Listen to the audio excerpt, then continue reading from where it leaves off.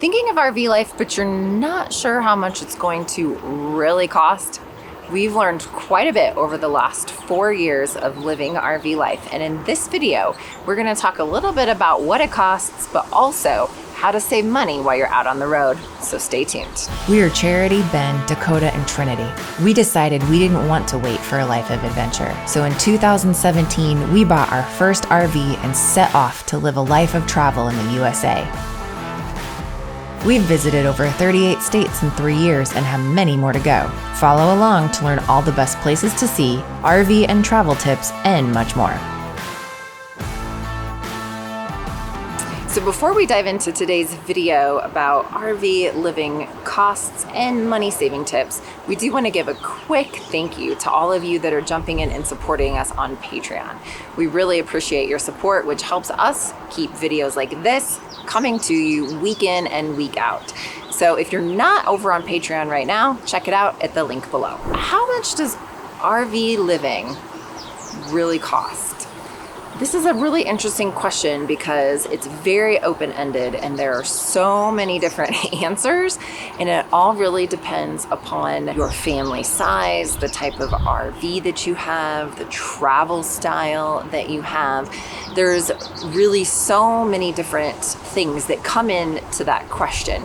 And the best way that I can describe it is if you do think about sticks and bricks living for just a moment, and you've got, everybody's houses lined up in the neighborhoods. Well, each household, from household to household, those expenses that they have on a month in and month out basis, it varies so much across the board. I remember when we were living in our sticks and bricks and getting a little thing from the utility company letting us know how our energy usage compared to that of the neighbors in the neighborhood. And it's vastly different depending upon your family size and just everything that it takes for you to live life out. There are some expenses with RV life that don't change from sticks and bricks living. You're still gonna buy groceries. You're still gonna most likely eat out every once in a while. You're still gonna have a cell phone bill.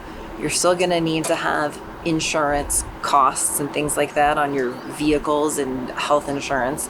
You're still gonna have all of these things that you have while you're sticks and bricks living. So we're not gonna talk about any of that in this particular video because those are things that stay mostly the same.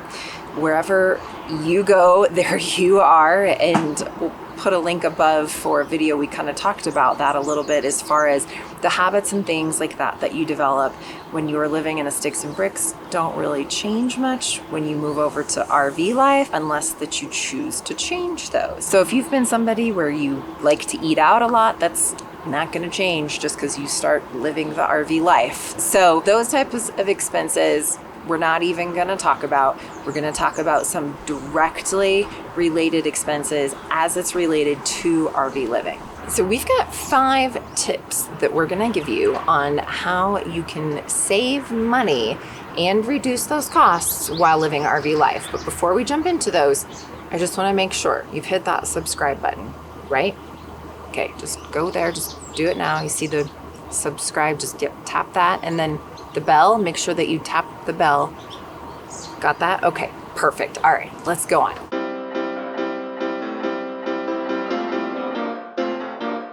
Tip number 1. One of the big expenses that you have when you are living RV life is for fuel. Now, you are living RV life because you want to go places and you want to see things, even if it's just taking the camper to the campground that's a few miles down the road. You're going to have fuel expenses that are outside of the realm of what you would have had before you started living RV life. Now, how much fuel you use is kind of another topic, and we'll talk about that a little bit later in the video. But there's some great ways you can save on fuel. One of the ways that we save on our fuel costs is by signing up for the TSD Logistics card. And what this does is it gives you a fleet discount on diesel fuel at truck stops. So the way that we do this is you can use an app called Open Roads when you have signed up for the card, and it will show you the fuel stations in the area that accept the TSD card and then what the discount price is at those fuel stations. So we always like to look for the fuel stations that have the lowest possible price. It shows you where those fuel stations are within a 150-mile radius of where you are currently. So as we're traveling down the road on those travel days, we are looking for the fuel stations that have the best price for the next stop, and then that is where we stop and we get fuel. And we have saved pretty significantly. Already this summer, we have saved on average 30 cents a gallon on diesel fuel by using this TSD Logistics card. So we will put a link in the description below on the TSD Logistics program and how you can get signed up for that as well. It is only for diesel. It doesn't work for gasoline. But if you need gasoline, another great option is the Good Sam card.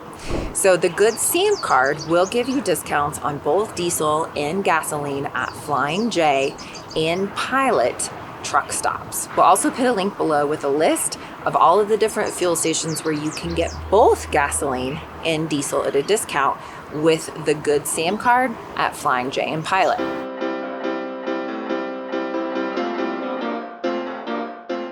So tip number 2 to save money while you're out there on the road living RV life, and that is to use discount memberships. Now, we do not have every discount membership under the sun.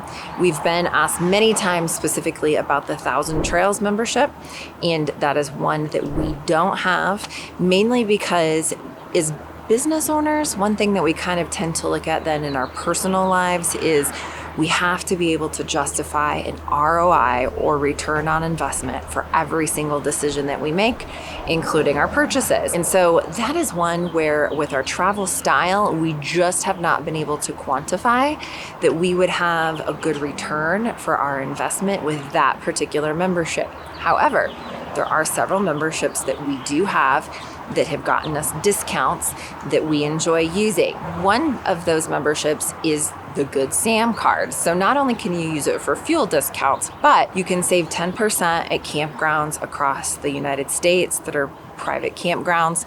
We have used it all of the time when booking different campgrounds that offer a Good Sam discount, and it's definitely paid for itself over and over again with those campground discounts. Another membership we have is the KOA membership. Now, KOAs do tend to be a little bit higher on the price range of campgrounds, but what we have found and why we have this membership is the membership's $33 and you save 10% on all of your stays, plus you earn points that go towards free nights of camping. So what we do is we will stay at a KOA on occasion when it's in an area that maybe is a little bit more remote, off the beaten path, or it's the KOA journeys, which are really geared more towards just that one night, overnight stay kind of thing anyway. Those particular KOAs tend to be on the less expensive side versus the higher price side, like your KOA holidays or your KOA resorts. We get the discount, we earn the free camping, then I can use those points towards free camping at maybe a higher priced KOA. When we stayed in Omaha, Nebraska a few weeks ago, we stayed at a KOA that was a KOA holiday, tons of stuff for the kids to do. It was a little bit on the higher price side, but we got one of those nights for free by using our KOA points. So that's a membership we've definitely been able to quantify that we've gotten a good return for the investment. There are also other memberships like Boondockers Welcome and Harvest Hosts, and we'll put some links for those below as well. Those aren't memberships that we have purchased just yet. Again, our camping style is a little bit different. We like having hookups when possible. We're not huge into boondocking just yet. Not to say that at some point that our camping style maybe won't change and we might find those memberships useful, but they can definitely provide some value, especially if you don't mind the boondocking or dry camping experience. We'll put some links for those below because those are definitely a great way to save money on your campground costs.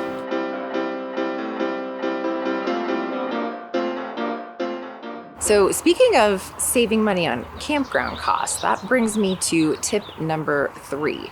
And that is you can definitely save on those campground costs by looking for cheaper campground options. We have found tons of cheaper campground options this year, utilizing city parks and county-run parks, fairgrounds. We found a great RV park in Weeping Water, Nebraska that was $15 a night, had electric hookup, had a dump station and water fill right there in the campground on site, and it was a perfect little spot to just hang out and camp. Beautiful cement camp spots, just wonderful campground, super cheap. We are actually staying at another city-run campground in Wisconsin this summer that we booked for $25 a night, water and electric, dump station on site. So staying even at a fairgrounds is a great option to reduce those campground expenses as well. We talked a lot about these types of campground options in another one of our videos that we'll put the link up above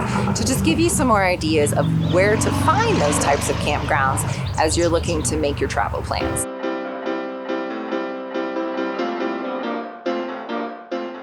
So tip number 4, consider mooch docking or camp hosting. We are actually mooch docking here at a family member's house in Colorado, and we've been here for a few weeks and we'll be here for a few weeks more. But originally, when we put Colorado on our travel list, we wanted to stay here for an extended period of time with family and friends in the area. I had us booked at a campground in Loveland, Colorado originally. I got the weekly rate and it was going to be $1,200 for the month. But staying here at a family member's house, just plugged into their household power, which is working great, by the way, thanks to the Soft Start RV, and there'll be a link above for that video, but saved us $1,200 in campground costs by being able to mooch dock versus having to stay at a traditional campground.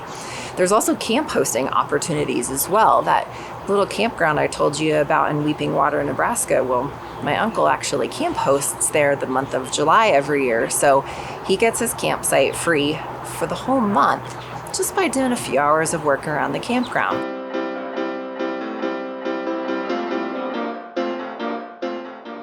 So tip number 5, slow down a little and enjoy the journey. You will spend a lot less on fuel costs the less that you're moving around. Plus, you can maybe take advantage of a weekly rate or even possibly a monthly rate at a campground, which is usually cheaper than paying the nightly rate. So if it's possible in your travel plans to stay in an area for an extended period of time, that is definitely a way that you can help keep those costs down while that you're out there living RV life. So something to remember about RV living and how much it's really going to cost you. It really depends upon what is your goal with RV life. You know, for us, it's about seeing as much of this country as possible and visiting all 50 states and hopefully quite a few national parks along the way. And so we know those things are going to cost some money, but that's also why that we don't spend a lot when it comes to Christmas or birthdays or things like that on just more stuff, but we allocate those resources more towards experiences and being able to go on the excursions while we're on the road and being able to go and see different places and visit museums or amusement parks or just whatever that area has to offer. Now, your goal with RV living could be totally different. Maybe it's just about a change of scenery every once in a while and extended stays in different areas. And so what your goals are in living RV life is going to dictate how much it's truly going to cost you. So if you're getting ready to set out on the road, just sit down, do a basic budget, and figure out kind of what those costs might look like. I've put together a free template that I use when I plan those trips out that helps me budget that whole entire trip, including campground costs, excursion costs, all of those types of costs related directly to RV life. You can get that for free at our website, gratefulglamper.com/planner, and I'll put a link in the description below. You'll just download that template into your own Google Drive and then take it from there to be able to prepare your budget for living RV life and your travel. So that's another very good, inexpensive option campground. All in one is now an opground. So staying even at a to do with good lord. Hi. Hey there, horse. She scared me. Hi. How are you? He's Totally like, threw me off. he's like, don't mind me. I He's was like, I like, gotta pee. don't mind me. Don't mind me. Oh, Gotta love mooch docking at the farm. So if you have found this video helpful in any way at all, please hit that thumbs up button. Make sure that you're subscribed. Also, you can use the share button and you can share this video with friends in any social media camping groups that maybe you're a part of if you feel like that this would be helpful for others. One of the highest compliments that you can pay us is to share this with others. If you would like to see more videos about RV organization, hacks, tips, things like that, check that out right over here. And if you would like to see more videos about fun places to see, maybe some tips on campgrounds along the way, check out right over here. Until next time, we'll see you on the road.